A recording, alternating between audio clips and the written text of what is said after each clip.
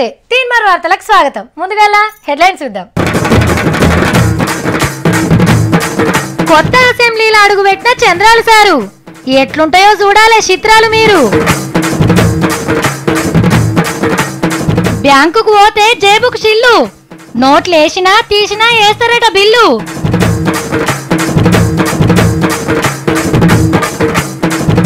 Social మీడియాల తిట్ల పురాణం, ఈడ్చిపెడితే చేదురేమో రణం. కట్టెలకు పోయిన సత్తి, నేను కట్టుకొస్తున్నా కదా కట్టెలు, నీకు అంతగానో ఆయాసం ఎందుకు అవుతున్నారు? గాస్ బూటి మీద జర్రాని ఉడుకు నీళ్ళు పెట్టి తానానికి పెట్టినామనుకో గాస్ అయిపోతుంది, అప్పుడు లబ లబ లబ మొత్తుకుంటావు 2 చేతులతో. కరెంటు బుగ్గను కనిపెట్టినందుకు థామస్ అల్వా ఎడిసన్ అనే శాస్త్రవేత్తకు సర్కార్ ₹1 బహుమతి ఇచ్చిందట. ఇక ఆ ₹1 ఇంట్లోనే పెట్టి పెండ్ల మొగడు ఇద్దరు కావాలన్నారు. రాత్రిపూట సక్క నిద్ర కూడా పోతలేరట, ఎవడన్నా నచ్చి ఎత్తుకపోతాడేమో అని. ఒక నాడాల దోస్త్ వచ్చి ఏందిరా కళ్ళు లోపలికి గట్ల పోయినాయి అని అంటే, ఏడరా నిద్రనే వస్తలేదు ఈ పైసలతోని అని చెప్తే, ఒరే నాయన అట్లా కాదురా, ఆ పైసలు తీసుకుపోయి బ్యాంకులో పెడితే మన పైసల కాలు కావాలుండి మనకే ఎదురు మిత్తి కట్టిస్తారని చెప్పిండట. అప్పుడు థామస్, అబ్బా గంత గొప్పగా ఉంటాయారా బ్యాంకులు, అట్లయితే నాకు కాదురా నోబెల్ బహుమతి వాళ్ళకే ఇయ్యాలే అన్నాడట. ఆగో అట్లుండే బ్యాంకులు ఒకప్పుడు, మరి ఇప్పుడు ఎట్లున్నాయి? బ్యాంకు పోతే బాదుడేయిగా అకౌంట్ల పైసలు వేసినా తీసినా ఛార్జీలు వసూలు చేస్తారట. నెలలా 4 మాటలే ఛాన్సు, 5ఓసారి పైసలు తీసిండంటే ఛార్జీల మూత మోగినట్టే. తక్కువలో తక్కువ ₹150 గుంజుతారట. అయితే గీ ఛార్జీలు అన్ని బ్యాంకులలో కాదు, హెచ్డిఎఫ్సి, ఐసిఐసిఐ, యాక్సిస్ అనే ప్రైవేటోలు నడుపుతున్న ఈ 3 బ్యాంకు కస్టమర్లకే పెట్టిండ్రు గీ ఛార్జీల ఆఫర్లు. చాలా సంతోషం సారు, నోట్లు రద్దయినప్పుడు మీ బ్యాంకుల ముందు పడిగాపులు కాసినాం. మా డబ్బులు మాకు ఏంటి సార్ అంటే, ఇప్పుడు లేవు తర్వాత రాండ్రి అని అన్నా ఊకున్నాం. 2 నెలలు మీ ఏటీఎంల ముందు జాగారాలు చేసినాం. ఇంట్లా సందుల సంతకలల్లా బీర్వాలల్లా చీరల కింద పెట్టిన చిల్లర కూడా మీ బ్యాంకులలోనే వేసినాం. మీన్ దాచిన డబ్బులతోని మీరు వడ్డీలకు తిప్పుకొని వ్యాపారాలు చేసి మా పైసలు మాకు ఇయ్యమంటే 3 సార్లనే తీసుకోవాలి, 4 సార్లనే తీసుకోవాలి అని రూల్స్ పెట్టుడు మీకే చెల్లింది సారు. మీకన్నా కమిషన్ ఏజెంట్లే నయంగా ఉన్నారు పోండ్రి. ఇంకా నయం, మా బ్యాంకులోకి వచ్చినప్పుడు మీరు నీళ్లు తాగిండ్రు, చల్లటి ఏసీల కింద కూర్చొని పోయిండ్రు అని ఆటికి కూడా పైసలు గుంజుండ్రి సారు. ఒక పక్క మోడీ సారేమో బ్యాంకులను జనాల దగ్గరికి చేరుస్తా, కార్డులు గిక్పిస్తా అని చెప్తుంటే మీరేమో మా జేబులకు చిల్లి పెడుతుంటారు. మీరు గిట్లనే చేసిండ్రా అంటే ఇక జీతాలు పడంగానే మొత్తం ఒక్కపారే గీక్తాం. అట్లనే మా బ్యాంక్ అకౌంట్లో ఎంత ఉంటే అంత తీసుకుపోయి ఇంట్లో పెట్టుకుంటాం. మళ్ళా వెనకటి కథే అయితట్టుంది పోండ్రి. మనం కొత్తిలు కడితే ఏం చేస్తాం? అయ్యవారి తాను పోయి మంచి రోజు చూసుకొని ఇంట్లోకి పోయి పాలు వంగించుకుంటాం, 10 మందిని పిలిచి దావత్ చేస్తాం. చుట్టాలు పక్కాలు వచ్చిన వాళ్ళంతా ఇల్లంతా తీరుబాటుగా చూస్తారు. ఇల్లు గల్లోళ్ళు కూడా మీరు తలుపులు మంచిగానే పెట్టినరా? ఎన్నేళ్ళు ఉంటాయి? టేకు దర్వాజలే కదా. కిచెన్ బండలు ఎట్లున్నాయి, కిటికీలు ఎట్లున్నాయి, కింద బండలు ఎట్లున్నాయి, ఇట్లా ఒకటికి 10 మాటలు చూసుకుంటాం కదా. ఇంట్లో ఓ 4-5 ఉండే ఇల్లునే గింత జాగ్రత్తగా చూసుకుంటే 100 మందిని ఒక్కతాన కూర్చొని మాట్లాడుకునే జాగ ఇంకెట్లుండాలి, ఎంత మంచిగా ఉండాలి. అమరావతి అసెంబ్లీ కొత్త బిల్డింగ్ ఓపెనింగ్ చేసిండు ఇలా చంద్రాల్ సారు. రిబ్బన్ కట్ చేసి కొత్త అసెంబ్లీ లోపటికి అడుగుపెట్టిండు. అసెంబ్లీలా కుర్చీలు బెంచీలు మంచిగున్నాయా లేవా అని మొత్తం తిరిగి చూసిండు. ఇక కుర్చీలో కూర్చున్నాడు. ఎట్లుంది సారు? పరుపు లెక్క మెత్తగా ఉన్నట్టున్నది. ముసి ముసి నవ్వులు నవ్వుతున్నాడు సారు. కుర్చీకి బెంచికి నడుమ గ్యాప్ జరంత ఎక్కువైనట్టున్నది. వెనక కానుకొని చూసుకుంటున్నాడు. టెక్నాలజీ తెలిసినోడాయే, ముంగల ట్యాబులు పెట్టించుకున్నాడు. కానీ అసెంబ్లీ అంటే మైకులు ఉండాలి కదా, ఏడ కనబడతలేవేంది అని చూస్తున్నారు కదా. ముంగట మైకులు పెడితే పతిపచ్చ లీడర్లు ప్రతాపం మొత్తం ఆటి మీదే చూపెడుతున్నారని ఇరుగ్గొట్టే ఛాన్స్ లేకుండా టేబుల్ కి కిందంగా అతుకు పెట్టినట్టు పెట్టిండ్రు. ఆడికెళ్ళి సారు కోసం కట్టిన ఆఫీసులకు అడుగు పెట్టిండు.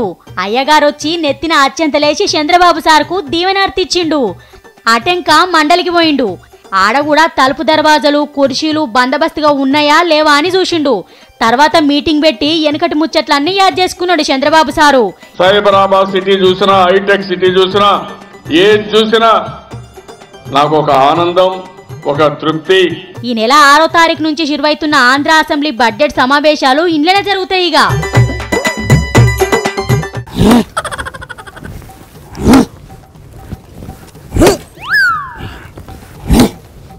దినాం ఒక కట్టెల మోఫ్ నరుక్కొస్తా, ఏ తిఫలు ఉండదు ఇక నాకు. ఆడ కట్టెలు కొట్టేది మా సతిగాడేనా? సతీ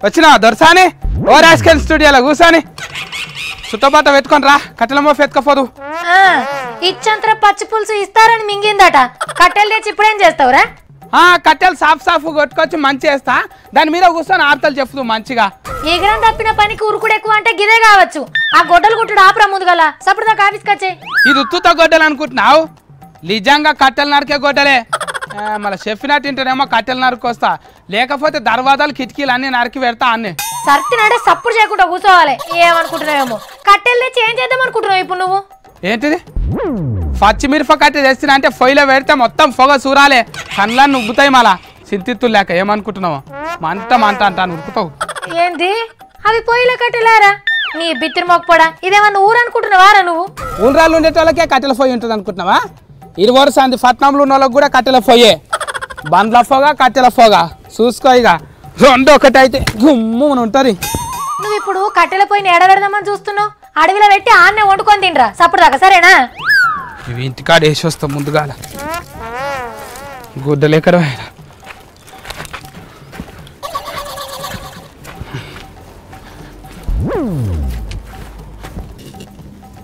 ఈయన గన్మకాడ పెడతా పొయ్యి చూసుకుందాం ఇక అబ్బా సత్తి ఇంటోన్నర్ ఊదిబత్తులో పోగొస్తేనే పైకప్పు అంతా కర్రెగా అవుతుంది అని తిడుతున్నారా ఇక కట్టెల పొయ్యి పెడి తూకుంటాడారా ఇంటికి రాగానే విటమిన్ కూర పువ్వు వండు మంచిగా ఏమంటున్నా కట్టెలు తెచ్చిన ఇంటేనర్ కూడా 20 సంది కట్టెల పొయ్యి ఆడతాడు బూదరగొట్టంతో ఇట్లు ఊతాడు చాలా నడవా వాళ్ళకేం కర్మరా కట్టెల పొయ్యి మీద వండుకోనీకి నువ్వు హెచ్చరికలు చేయకు నాతోని హెచ్చరికాలు లేవు చుట్టరికాలు లేవు కానీ బూరగాడ ఒక అల్కమాన్ని తెచ్చి మబ్బులు లేచి మంచిగా పొయ్యి చుట్టాలకి ముగ్గేయి పొయ్యి రాజేయాలి అప్పుడు ఉత్తగానే కారు దినాం అట్లనే చెయ్యి ఏంటి కట్టెల పొయ్యి మీద నేను బువ్వ కూర అండల్లా అమ్మో ఎన్నేళ్ల కిందనో అండినా నాకు చేత కాదు ఇప్పుడు కట్టెల మోపు కట్టుకొస్తున్నా కానీ నేను నీకు అంతగానో ఆయాసం ఎందుకు అవుతున్నది గాసు బుడ్డి మీద జర్రాన్ని ఉడుకు నీళ్ళు తానానికి పెట్టుకుంటే చాలు అయిపోతుంది లబ లబ లబ మొత్తుకుంటావు అప్పుడు లేకుంటే నువ్వేమన్నా బుడ్డ పోరను ఉడుకు నీళ్ళతో తానం చేయనీకి అయినా ఇప్పుడు ఈ కట్టెల కథ ఏంది కట్టెల పొయ్యి ఏంది అసలు ఏం తెలివోయేమో అక్క నీకు ఎట్లా చెప్పాలి గాసు బుడ్ల రేట్లు పెంచిండ్రు మనం కొనలేమాక అందుకే ఆడకమొద్దు కట్టెల పొయ్యి ఆడుకుందాం మనం అవుతమ్మి 86 రూపాయలు పెంచిండు కానీ అది మనసుంటోళ్ళ కోసం కాదు మన కోసం కాకపోతే కట్టెల పొయ్యి ఉన్న వాళ్ళ కోసానికా మన గాజు బుడ్డి లేరా రీతంతా ఫినమ్మకం దానవు ఓ మెటల్ మొక్కపడా అది కాదురా గ్యాస్ సబ్సిడీ లేనోళ్లకు అంటే గ్యాస్ బుడ్డి ధర ఎంత ఉంటుందో అంత పెట్టి తెచ్చుకుంటారు కదా వాళ్ళకు అంటే మనకు పెరగలే రాక మన గాజు బుడ్డి పాత ధరకే దొరుకుతారా మనకు పెరగలేదురా ఆ నడుమ గ్యాస్ సబ్సిడీని ఇడిచిపెట్టమని మోడీ సార్ చెప్తే ఇడిచిపెట్టారు కదా అగో వాళ్ళకు అట్లా నా అక్క మన సొంటల గారా ఉన్నోళ్ళకి పెంచిన 6 అట్లయితే 200 పెంచిన ఏం గారక్క ఏం గారాలకు అయ్యో వాళ్ళకి పెంచితే నీకేం సంబరం రా నువ్వు సంకలు కుదుకుంటున్నావు దుట్టిగా నేను మన సొంటి బీరబిక్కోళ్ళకి అంటాను గడ్డల ఫొంటి తిరిగి కట్టెలన్నీ నరుక్కొచ్చిన మనకు గారా ఉన్నోళ్ళకి పెంచితే ఏం గారక్క ఎంత పెట్టైనా కొంటారు వాళ్ళు ఊకోతమ్మి అట్లాంటదేంది పాపం అని సబ్సిడీ ఇడిచిపెడితే మళ్ళీ వాళ్ళకే రేటు పెంచితే ఎట్లా చెప్పు అబ్బా వాళ్ళ మీద బాగా ఫైరం ఉన్నది నీకు మనకు కూడా పెంచమంటాను చెప్పో లేకుంటే వాళ్ళకి పెంచితే నీకేం తిప్పలు అవుతున్నది అట్లాగా సత్తి ధర్మంగా ట్యాక్స్ కట్టేటోడి మీనే భారం ధర్మంగా సబ్సిడీ ఇడిచిపెట్టుకుంటే మళ్ళీ వాళ్ళ మీద రేట్లు పెంచితే ఎట్లా చెప్పు అక్క వాళ్ళకి పెంచిండ్రు కదా రేపటిసారి మట్టి పొయ్యి పెట్టి పొయ్యిల కట్టెల మీద వండుకుంటారు వాళ్ళు గాసు బుడ్డి ఆడరా అది కూడా ఏడాదికి 12 గ్యాస్ బుడ్ల కంటే ఎక్కువ ఆడకం చేస్తే వాళ్ళకి వర్తిస్తుంది తమ్మి అదేమో నువ్వు అందరికి అనుకుని బుగులైతివి మోరి సార్ నీకు థ్యాంక్స్ సార్ మాయాసొంటి బీరబిక్కోళ్ళకి ధరలు పెంచనందుకు తగ్గించకున్నా సరే గాని పెంచకుండ్రి సారు ఏందో ఏమో ఇది మంచితనం కొద్దీ సబ్సిడీ ఇడిచిపెడితే ఇప్పుడు మళ్ళీ రేటు పెంచిండ్రని మేము సబ్సిడీ ఇడిచిపెట్టాం మళ్ళా మాది మాకు కావాలి అని అందరు వచ్చి లైన్లో నిలబడితే మంచిగుండే సార్లు జర పైలం బాయిల పడ్డోని మిన్నే బండలు ఎత్తేయకుండ్రి ఇప్పుడు మన తోక చుట్టాలకో దగ్గర చుట్టాలకో టక్కరయ్యో లేకుంటే రోగమో నొప్పో వచ్చి దావకాన్ల చేరికైతే మనం ఏం చేస్తాం పండో పొలమో కొనుక్కోయి దావకానకోయి చూసేస్తాం అయ్యో ఏమైంది అట్లా ఎట్లా అయింది అని అరుచుకుంటాం అయ్యయ్యో దేవుడు ఎంత పని చేసే ఏంది గింతగానమా అని బాధపడతాం గాచారం మంచిగుండి పానాలతోనున్నారు దేవుడే కాపాడిండు అని అనుకుంటాం కదా ఇంకేమైనా పైసలు అవసరం ఉంటే అప్పు తెచ్చైనా సరే అలాకిస్తాం అదే లీడర్లు ఎట్లుంటారు అరే అధికారంలో ఉన్న వాళ్ళు ఏం చేస్తుండ్రు వాళ్ళ కోట్లు తప్ప జనం తిప్పాలి అవసరమే లేదు అని వాళ్ళు అంటారు పత్తి పచ్చ పొలు రాజకీయం చేస్తుండ్రు అని వీళ్ళు తిట్టుకుంటారు నిన్న ఆంధ్రాల దివాకర్ ట్రావెల్స్ బస్సు టక్కరైంది కదా. బస్సు డ్రైవర్ ని కలిపి 11 మంది జీవిడ్చిండ్రు. బస్సు నడిపిన డ్రైవర్ తాగి బస్సు నడిపస్తేనే టక్కరైందని జగనన్న మస్తు గరమైండు. ఇక దవాఖాన మీదకి లొల్లి చేసిండు. అడ్డుకున్న కలెక్టర్ సాబ్ ని ఏమన్నాడో ఈనుండ్రి. నిన్ను కూడా సెంట్రల్ జైలు తీసుకొని పోయే కార్యక్రమం కూడా చేస్తాం. ఆగో కలెక్టర్ నే సెంట్రల్ జైల్లో పెట్టిస్తాడట.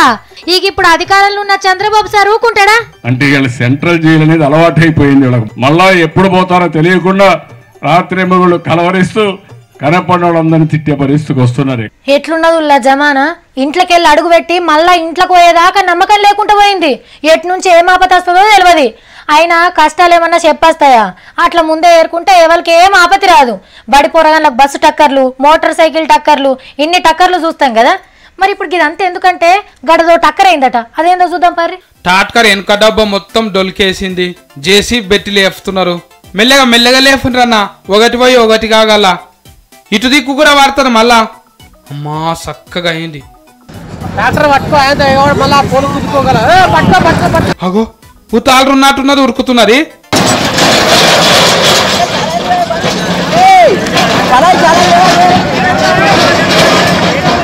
అగో గుంతలలో కూడా ఆగుతలేరు కదా. డ్రైవరే లేడు, దయ్యం పట్టినట్టు గట్లు ఉరుకుతున్నది. ఉరుకుండ్రన్నా ఉరుకుండ్రి. పోతనే ఉన్నది. యాందాకా పోతుందో గొడ్డు గోరేమన్నా అడ్డం వస్తే ఎట్లిప్పుడు. ఆగో చక్కగా సూటి పెట్టినట్టురికి బాయి గుంతల పడ్డది. ఫెంక మీదకి వెళ్ళి తీసి పొయ్యిలేసినట్టు అయింది టాట్కర్ ఫని. మెదక్ జిల్లాలో జరిగింది గిరి. టాట్కర్ టక్కర ఇద్దరు జీవిడిస్తే కొంతమందికి దెబ్బలు తగిలినాయి. గింతమంది ఫానాలు వాయిగా నేనెందుకు బతకాలనుకున్నారేమో టాట్కరు చక్కగా పోయి బాయి గుంతల దుంకింది.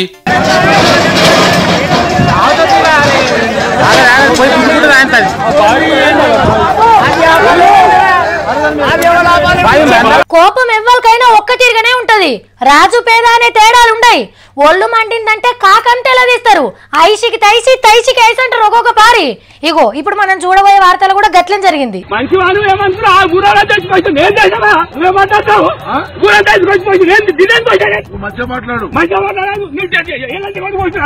వామ్మో చిన్నగా ఎగురుతలేడు కదా తాత. ఫుల్ గరం మీద ఉన్నాడు. హిడిచి పెడితే కొట్టేటట్టున్నాడు కదా.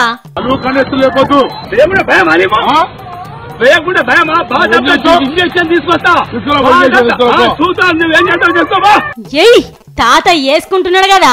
తెల్లంగా వేసుకున్నాయన హయత్ నగర్ కార్పొరేటర్ తిరుమల రెడ్డి అన్న. ఏంది కార్పొరేటర్ ను చూసి కూడా బుగులు పడతలేడు కదా. ఏం లేదుల్లా, ముసలైన పొలం పక్క పొంటి చిన్న వాగున్నది. రాళ్ళు యువతలకి బాతి మలుపుకున్నాడట. తిరుమల రెడ్డి అన్న పోయి అడిగితే ఇగో ఇట్లా తిరగబడ్డాడు. లీడర్లకే వస్తుందా కోపం? మా కోపం ఏందో చూడు అని దులిపి పారేసిండు.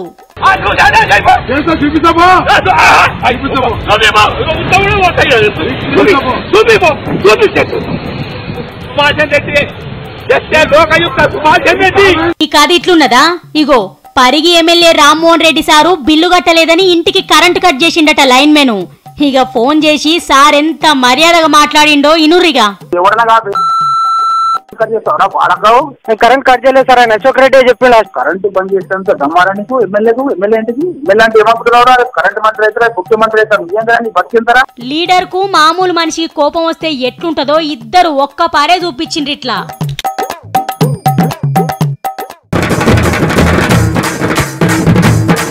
కొత్త అసెంబ్లీలో అడుగుపెట్టిన చంద్రాలు సారు ఎట్లుంటాయో చూడాలే చిత్రాలు మీరు. బ్యాంకుకు పోతే జేబుకు చిల్లు, నోట్లు వేసినా తీసినా వేస్తారట బిల్లు.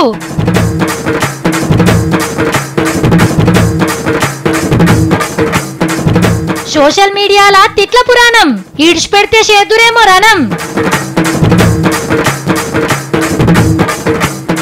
కట్టెలకు అయిన సత్తి నేను కట్టుకొస్తున్నా కదా కట్టెలు. నీకు అంతగానో ఆయాసం ఎందుకు అవుతున్నారు? గాస్ బుడ్డి మీద జర్రాన్ని ఉడుకుని నీళ్ళు పెట్టి తానానికి పెట్టినామనుకో గాస్ అయిపోతుంది. అప్పుడు లబ లబ లబ మొత్తుకుంటావు 2 చేతులతో. ఇక ఇవి ఇయాలటి ముచ్చట్లు. ఇంకిన్ని ముచ్చట్లతోని మళ్ళా కలుద్దాం.